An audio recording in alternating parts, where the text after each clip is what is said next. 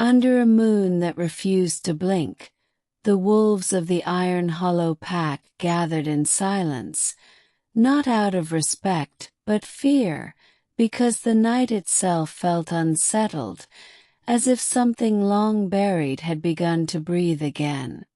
At the center of the stone clearing stood a young woman bound in silver chains, her head lowered, her dark hair veiling a face marked not by weakness, but by scars the pack chose not to understand. Her name was Eloan, daughter of an alpha bloodline cursed by its own pride, born into power yet denied it from her first breath. They whispered that her blood was unstable, that the moon had touched her wrongly, that she was a fracture in destiny rather than its design. And so, the pack did what packs have always done when faced with what they cannot control. They condemned her.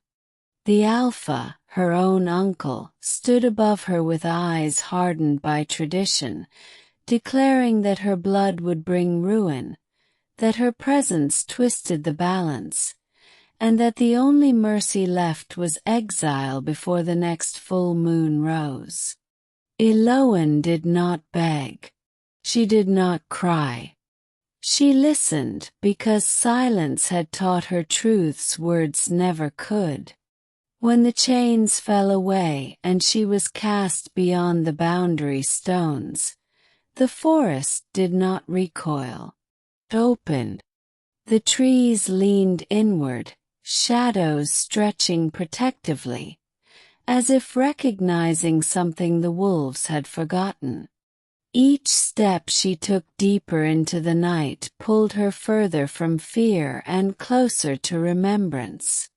The moon followed her through the branches, brighter than it had been in generations, illuminating the faint glow beneath her skin where alpha blood met lunar fire. She collapsed near an ancient ruin swallowed by roots and moss, breath shallow, heart burning as the curse within her finally awakened. Visions tore through her mind. Wolves kneeling, crowns cracking, moons bleeding silver into the earth. And with them came pain sharp enough to shatter identity itself. The ground trembled as something answered her suffering, something older than packs, older than bloodlines built on dominance. A voice rose from beneath the stone, not loud, not cruel, but absolute, telling her she had never been cursed, only unfinished. The blood that burned within her was not corruption, but inheritance stolen by fear. As the moon reached its peak, Eloan screamed for the first time, not in agony, but release, and the chains that had never been physical shattered completely. Silver fire traced ancient runes across her body, her scars igniting into symbols of authority the packs had erased from memory. She did not shift into a wolf. She became something rarer, a sovereign bound to both form and spirit. When dawn should have come, it did not. The night held. Back at Iron Hollow, wolves howled in terror as the earth split and the Alpha's hull cracked under invisible pressure. Dreams turned into nightmares, and every wolf of Alpha blood fell to their knees as the truth clawed its way into their minds. They had not exiled a threat. They had exiled their reckoning. Drawn by a force none could resist, they followed the pull into the forest, where the ruins now glowed with moonfire and the air itself bent around a single presence. Eloan stood waiting, no longer bound, no longer broken, her eyes reflecting the moon like twin mirrors of judgment. The Alpha who had condemned her stepped forward, voice trembling as he tried to reclaim authority that no longer recognized him. Eloan listened until he finished, then spoke with a calm that silenced even the wind. She told him power taken through fear rots, bloodlines built on exclusion collapse, and the moon remembers every injustice carved into flesh. The forest responded, roots rising, symbols blazing, as the old laws returned. Wolves bowed not because they were commanded, but because something within them finally understood truth. Eloan did not destroy the pack. She redefined it. Alpha titles shattered, hierarchy dissolved, replaced by balance enforced not by dominance but by consequence. Those who could not accept it fled. Those who remained learned. Legends spread of a moon-blooded queen who did not rule from a throne, but from the space between shadow and light. Eloan walked the forest paths long after Iron Hollow fell silent, guiding lost souls, correcting imbalance, loving without possession, protecting without chains. And when the moon rises heavy and red, when old alphas feel their power waver for reasons they cannot name, it is not fear they feel, it is remembrance. Because blood can lie, crowns can break, but the moon never forgets who it chooses. And Eloan still listens, still walks, still waits in the dark, not for worship, but for the moment the world needs correction again. But the moon's choosing is never a single moment. It is a responsibility that stretches across time.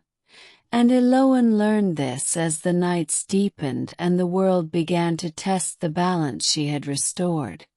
Though Iron Hollow had fallen silent, the echo of its collapse traveled far beyond the forest, stirring unrest in distant packs who had long thrived on unchecked dominance. Alphas who ruled through fear felt their authority weaken, not through rebellion, but through doubt, as if the moon itself had begun to question them. Dreams changed first. Wolves woke with the taste of ash in their mouths, haunted by visions of silver fire and a woman standing where crowns should have been. Eloan felt these tremors through the earth beneath her feet, each imbalance pulsing like a wound asking to be healed. She walked endlessly beneath the moon, never hurried, never still, listening to the whispers of roots, rivers, and spirits who spoke not in words but in weight. Some nights she encountered wolves who sought her out, not to challenge, but to understand, kneeling without instruction, sensing that the old laws no longer protected them. She never promised safety, only truth, and many turned away unable to bear it. Others stayed, shedding titles and instincts that no longer served them, learning to exist without dominance as their compass. Yet balance invites resistance as surely as it invites order.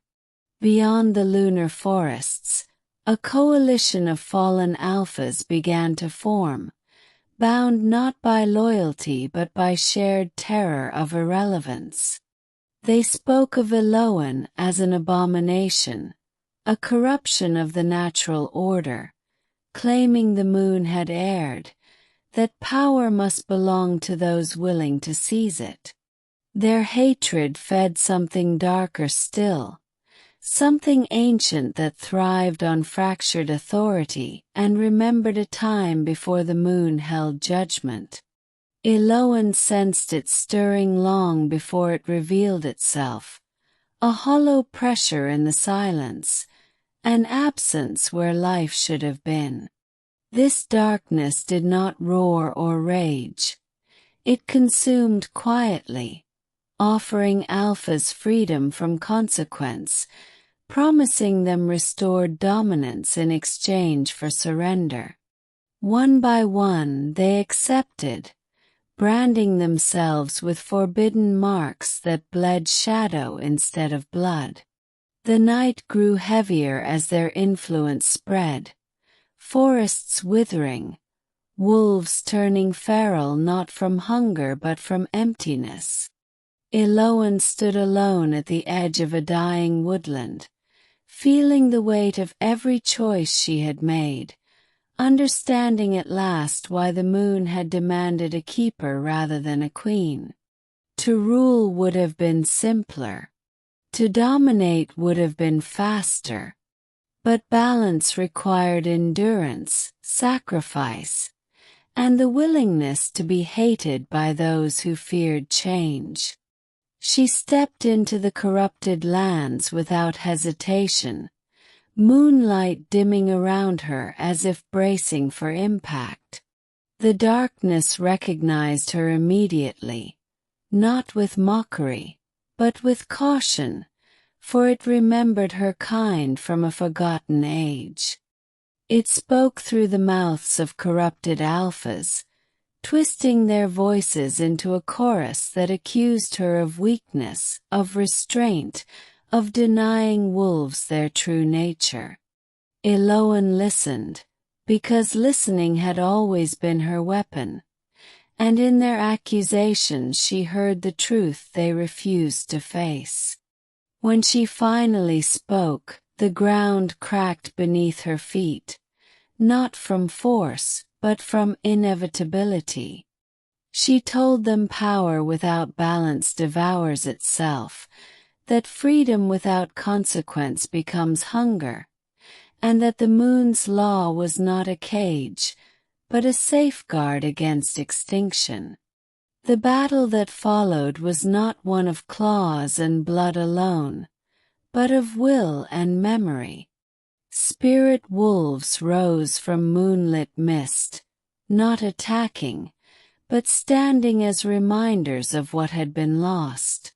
The corrupted alphas lunged with shadowed strength, and Eloan met them not with domination, but with presence, anchoring the night as roots surged, shadows dissolved, and forbidden marks burned away.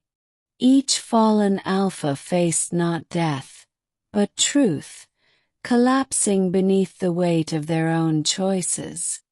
When the darkness finally recoiled, tearing itself from the land it could no longer feed upon, the night released a sound it had not made in centuries: relief. Eloan fell to her knees, drained beyond measure, knowing this victory had cost her more than she could afford to give again. The moon descended lower than ever before, bathing her in silver not as command, but as gratitude. She understood then that her role was nearing its end, not because balance was complete, but because the world had begun to remember how to protect itself. Wolves gathered from every direction, not in worship, but in witness, watching as Eloan rose one final time, her form slowly unraveling into moonlight and shadow. She did not vanish in spectacle, but in quiet inevitability, becoming less a being and more a law woven into existence. When the light faded, the forest stood whole, the night steady, and the wolves felt something settle deep within them, a knowing, a restraint, a memory they could not name. Eloan was no longer walking the paths, no longer listening with human ears, yet she was everywhere balance was honored. And when future generations tell stories of the moon's judgment, of alphas who fell and forests that endured, They will not speak her name loudly. They will pause, lower their voices, and listen, because some legends are not meant to be told. They are meant to be felt, in the silence that remains when power finally learns its place.